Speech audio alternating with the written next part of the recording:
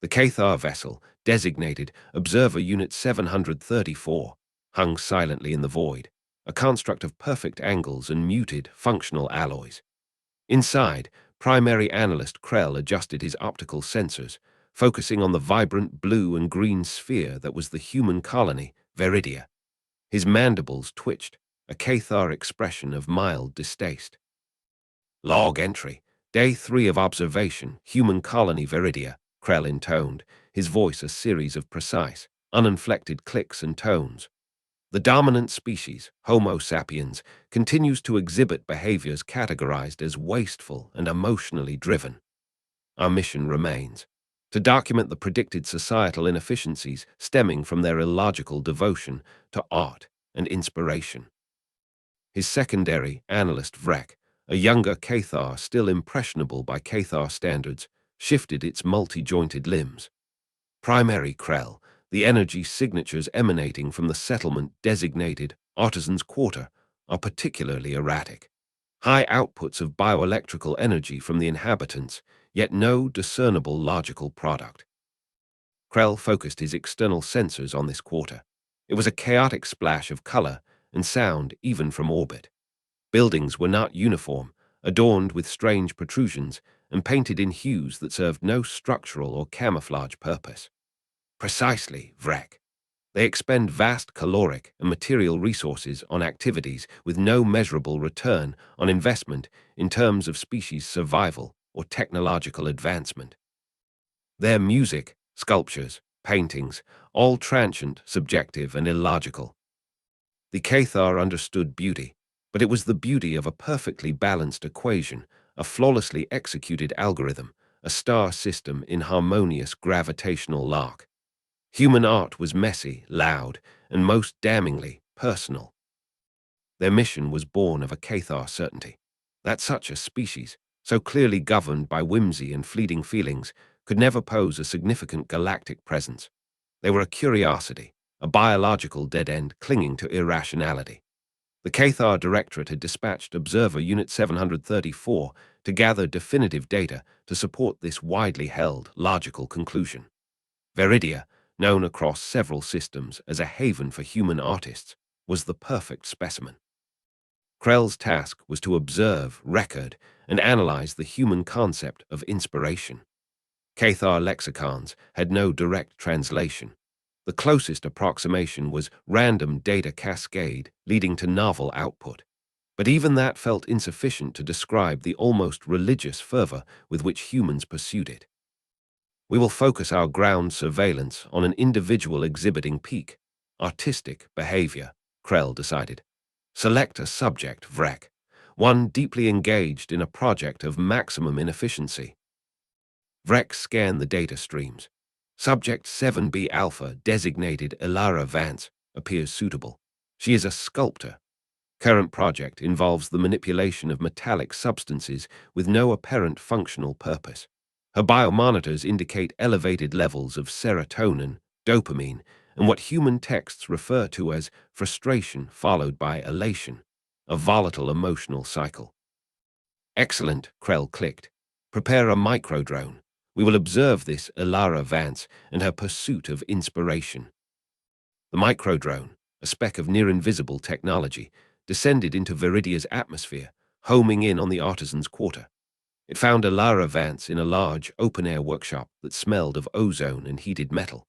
She was a small human female, hair tied back, smudges of grime on her face, wearing thick protective goggles.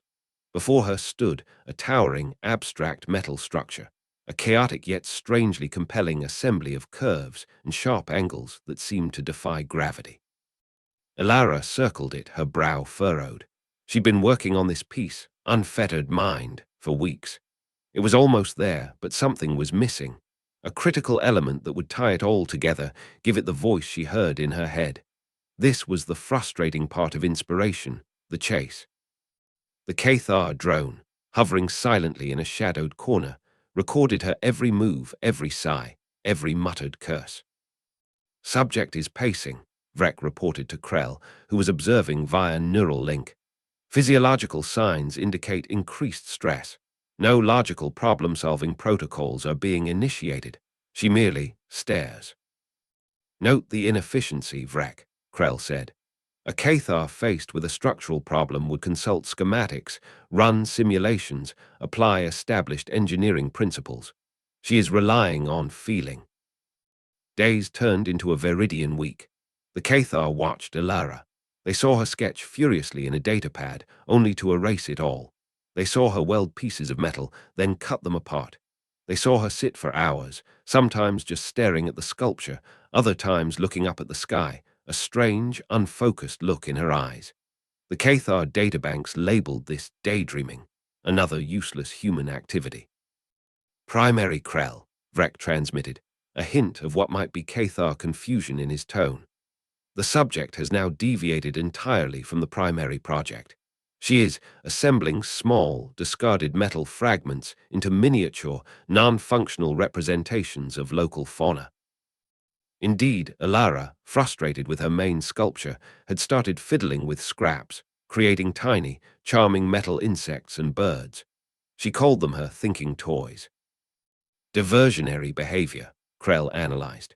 Avoidance of the primary task due to lack of logical progress. This confirms our hypothesis of emotional interference in productivity. Then one afternoon, something shifted. Ilara was sitting on a stool, idly turning one of her metal dragonflies in her fingers, its delicate wings catching the light. Her gaze was distant. The Cathar biomonitors on her spiked. A sudden surge of complex neural activity, a cascade of endorphins. Her eyes snapped into focus, wide and bright. "That's it," she whispered, then shouted, "That's it." She scrambled to her feet, nearly knocking over her stool. She didn't run to the main sculpture. Instead, she grabbed a fresh datapad and her stylus, and her hand began to fly across the screen. Lines, curves, equations, notes, a torrent of information poured out of her. It wasn't just art. It was structural analysis, material stress calculations, even snippets of code for the workshop's fabrication tools.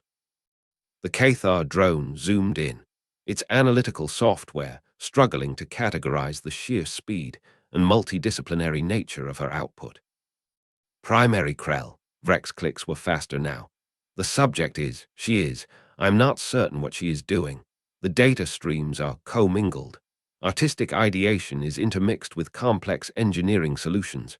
She is designing modifications to her sculpture that also appear to incorporate energy conduits. For what purpose? Ilara worked for 18 straight hours. She didn't eat, she barely drank. The workshop blazed with light and the scream of tools. She was a whirlwind of focused energy. The Cathar watched, their logical frameworks straining. This wasn't the slow, inefficient plodding they had documented. This was something else. This was creation at a terrifying velocity, fueled by that initial spark, that inspiration. She was integrating kinetic elements into the sculpture. Powered by miniature cold fusion cells, she had to recalibrate on the fly. She was rewriting the control software for the articulated fabrication arms, pushing them beyond their standard tolerances to achieve curves and connections of impossible delicacy and strength. The Cathar, who prided themselves on their advanced engineering, found themselves analyzing her improvised solutions with a growing sense of disbelief. Some of the connections she was making, the way she was balancing stresses and energy flows, were elegant, novel. Things Cathar engineers, with all their logic, hadn't conceived of because there was no pre-existing problem that demanded such a solution. Ilara was inventing the problem as she solved it, driven by an aesthetic, an emotion. Finally, she stepped back. The sculpture, unfettered mind, was transformed. It was still abstract, but now it lived. Internal lights pulsed softly within its metallic limbs. Segments of it shifted and rotated slowly, with a grace that was mesmerizing. It was beautiful, not in the Cathar way of cold perfection, but in a vibrant, dynamic, almost alive way. But it wasn't just a sculpture anymore. Primary Krell, Vrek's voice was almost a squeak. The energy signature, the sculpture, it is generating a stable, resonant harmonic field. The modulations, they are not random, they are complex, patterned. They are data. Krell was silent. He was running simulations. The harmonic field Ilara's sculpture was producing, it was incredibly complex. if scaled up, if focused. Ilara, exhausted but beaming, placed a hand on her creation. "There you are," she murmured.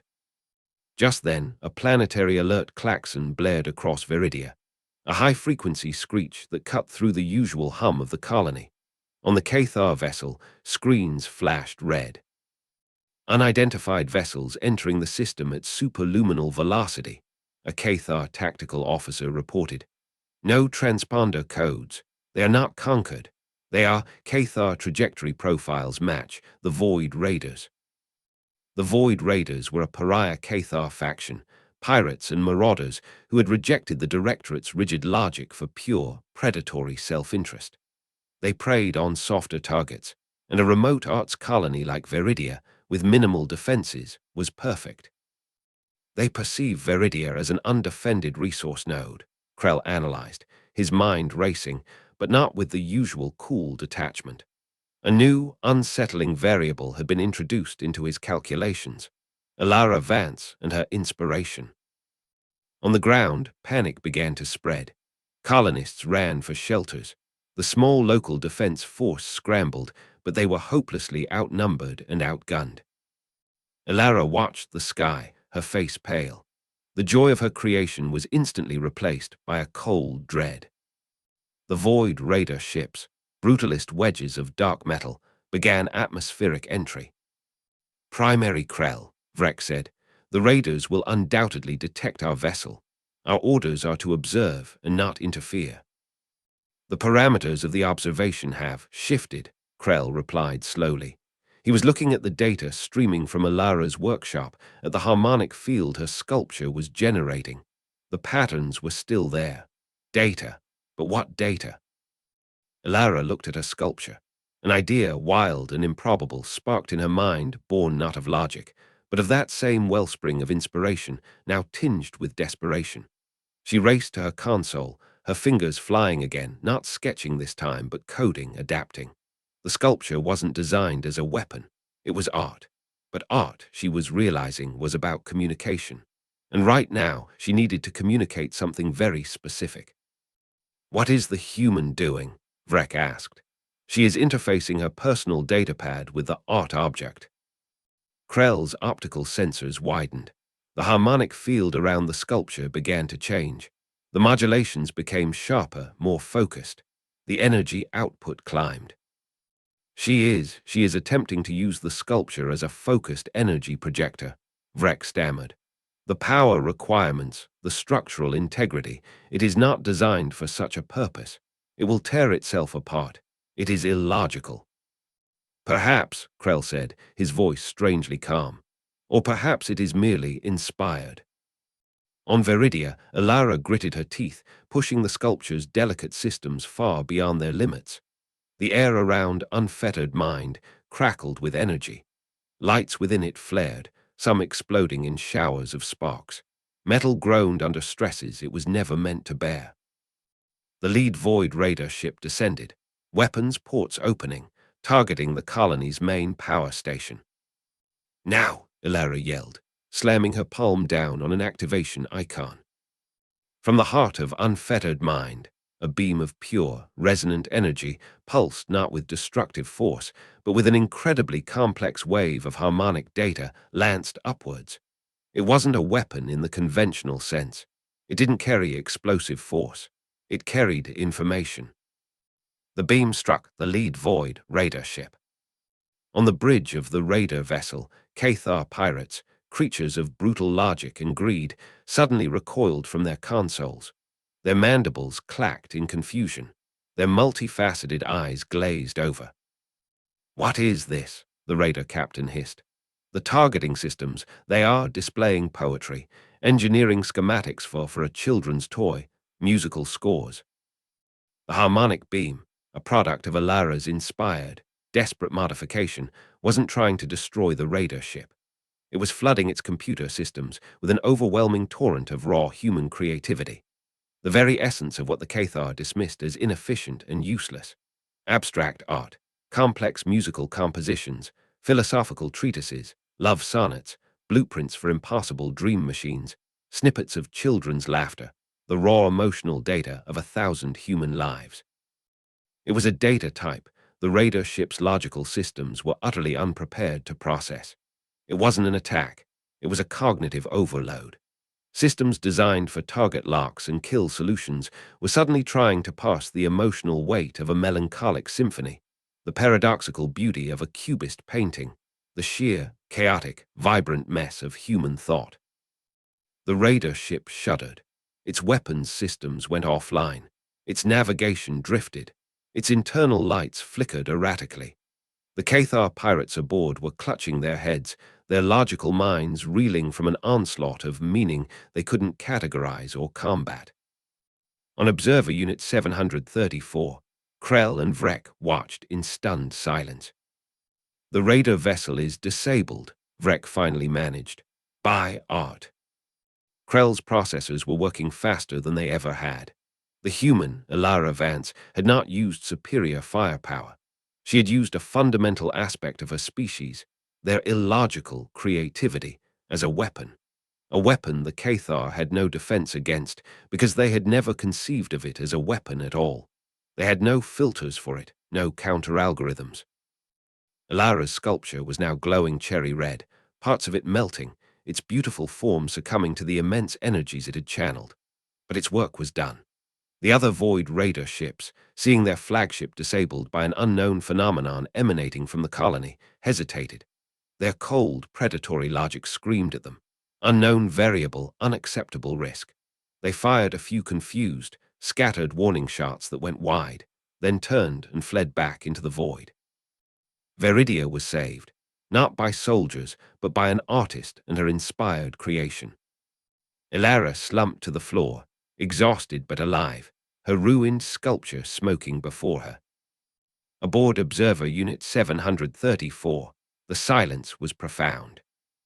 Then Krell spoke, his voice no longer the precise, uninflected series of clicks. There was something new in it, something that sounded like awe. Vrek, he said, reevaluate all mission parameters, reclassify Homo sapiens, category, illogical, unpredictable, and potentially dominant.